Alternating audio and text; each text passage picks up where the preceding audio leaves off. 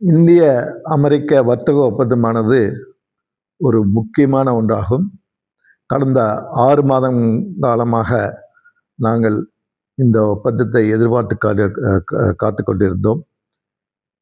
நடுவில் 25% பெனால்டி, 25% இறக்குமதி வரி என்ற முறையில் 50% நாங்கள் எதிர்கொண்டு இருந்தோம். அதற்காக பையர்களை நாம் இழக்கக்கூடாது என்பதற்காக அந்த பெனால்ட்டியில் இருந்து 25% நாங்கள் 18 முதல் 20% வரை ஏற்றுமதியாளர்கள் தள்ளி கொடுத்து கொண்டிருந்தார்கள். இதன் மூலம் கேபிட்டலே எரோடு ஆகி ஓடுமோ என்ற முறையில் ஒரு அச்சம் இருந்தது. இந்த ஒப்பந்தத்தை பார்த்தீர்கள் என்றால் கடந்த 3 மாதங்களாகவே இன்றைக்கு வரும் நாளைக்கு வரும் என்ற எதிர்பார்ப்போடு காத்திருந்தோம். நேற்று இந்த ஒப்பந்தம் வந்தவுடன் இது ஒரு மகிழ்ச்சியான தருணமாகும். முக்கியமாக அமெரிக்காவுக்கு ஏற்றுமதி செய்யும் நபர்கள் மிகவும் கஷ்டப்பட்டு கொண்டிருந்தார்கள். திருப்பூரை பொறுத்த அளவு 1/3, அதாவது 30%, 15,000 கோடி வரை அமெரிக்கா ஏற்றுமதி ஆகிக்கொண்டிருந்தது. இந்த ஒப்பந்தத்தினால் நமது ஏற்றுமதி அதிகரிப்பதில்லை, நாங்கள் கொண்டிருந்த கஷ்டமும் நிறைவேறும். இது மற்ற நாடுகளோட குறைவான ஒரு சதவீதமாகும். அதாவது 18% என்பது மிகவும் வரவேற்கக்கூடியது ஒன்றாகும்.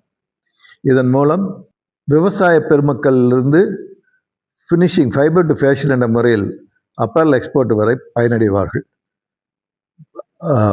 பருத்தி உற்பத்தி அதிகரிக்கும், ஜின்னிங் போன்ற ஆலைகளுக்கு வேலை அதிகரிக்கும், ஸ்பின்னிங் போன்ற நூலுக்கு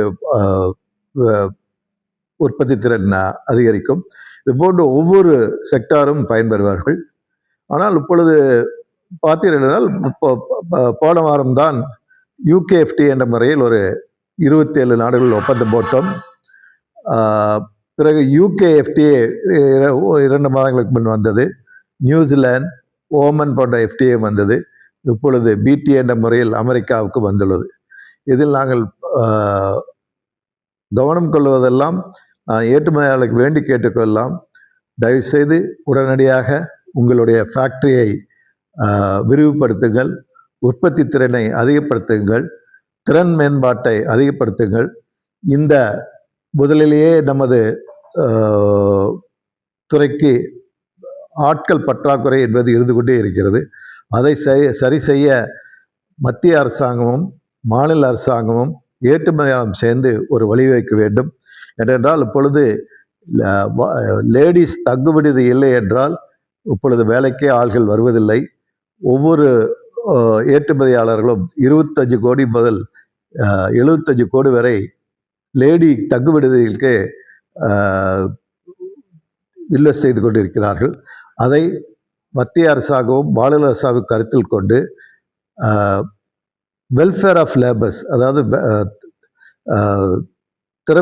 வேலை ஆட்களுக்கு உள்ள ஒரு நன்மையாக கருதி நாங்கள் இன்வெஸ்ட் செய்யும்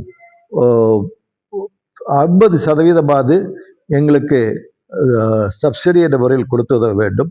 அந்த மீதி 50% குறைந்த வட்டி வீதம் கடன் வழங்க வேண்டும். இதை செய்தால் ஒழிய இந்த நிலைமையை எங்களால் சமாளிக்க முடியாது. ஏனென்றால் ஐரோப்பிய நாடுகளுடன், UKவுடன், அமெரிக்காவுடன் எல்லாம் சேர்ந்து வரும்போது எங்களை சமாளிக்க, முக்கியமாக ஆள் பற்றாக்குறை சமைக்க மத்திய அரசாங்கம் மாநில அரசாங்கம் முன்வர வேண்டும். இது பொதுவாக ஒரு மகிழ்ச்சிகரமான தருணமாகும். 6 மாதங்களாக கஷ்டப்பட்டிருந்த எங்களுடைய நிலைமை ஒரு புல்லுருளை கொண்டு வருவது. அதற்காக பாரத பிரதமர் அவர்களுக்கும் திரு பியூஷ் கோயல் அவர்களுக்கும் எங்கள் மனமார்ந்த நன்றியும் பாராட்டிலும் தெரிவித்துக் கொள்கிறேன். நன்றி, வணக்கம். பிளே ஸ்டோர் மற்றும் ஆப் ஸ்டோரில் இருந்து பாலிமர் செயலியை QR கோடு மூலம் பதிவிறக்கம் செய்யுங்கள்.